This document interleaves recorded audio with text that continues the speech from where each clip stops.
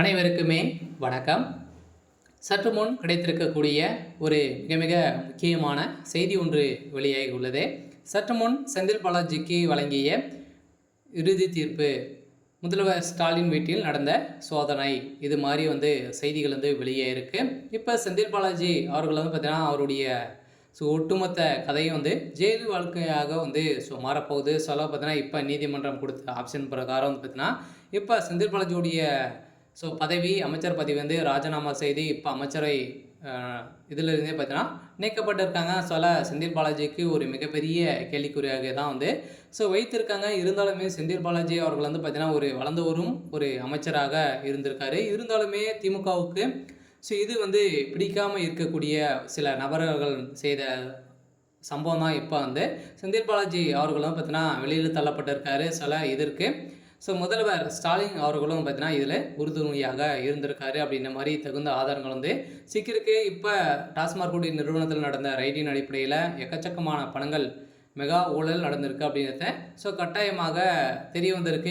இதன் அடிப்படையில் தான் முதல்வர் ஸ்டாலினுடைய வீட்டில் இப்போ ரைடுகள் நடந்திருக்கு. இதை பற்றி இந்த வீடியோவில் நம்ம முழுமையாக பார்க்கலாம். அதுக்கு முன்னாடி நம்ம சேனலுக்கு இப்போ தான் நீங்கள் முதல் முறையாக வந்திருக்கீங்க அப்படின்னா மறக்காமல் நம்மளுடைய சேனலை சப்ஸ்கிரைப் பண்ணி சப்போர்ட் பண்ணுங்கள். வாங்க வீடியோக்குள்ளே போகலாம்.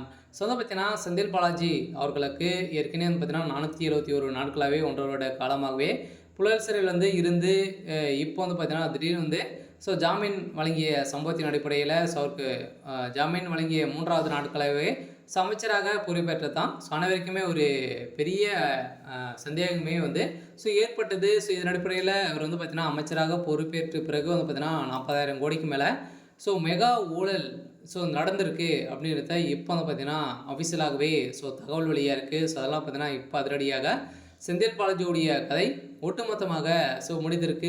இப்போ செந்தில் பாலாஜி அவர்கள் செய்த மெகா ஊழலின் அடிப்படையில் அனைத்து பணங்களுமே சபரீசன் செந்தில் திமுகவுடைய பின்னிருந்து இயங்கக்கூடிய ஒரு பெரிய பினாமியாக திமுகவுடைய அழகையாக ஒர்க் பண்ணக்கூடிய ஒருவர் தான் சபரீசன். இவர் பார்த்தீங்கன்னா முதல்வர் ஸ்டாலினுடைய மருமகனாக இருக்கக்கூடியது தான் இவர்.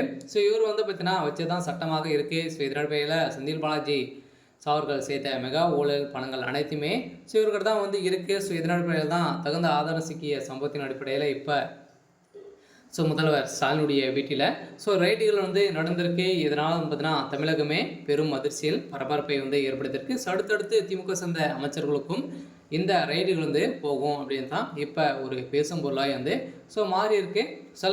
திமுகவில் ஒரு மிகப்பெரிய ஒரு பூகம்பம் தான் வெடிக்க போகுது. சரி, ஓகே. இன்னைக்கான அப்டேட் பார்த்தீங்கன்னா இதுதான். மறக்காமல் நம்மளுடைய சேனலை சப்ஸ்கிரைப் பண்ணி சப்போர்ட் பண்ணுங்கள். தேங்க்யூ.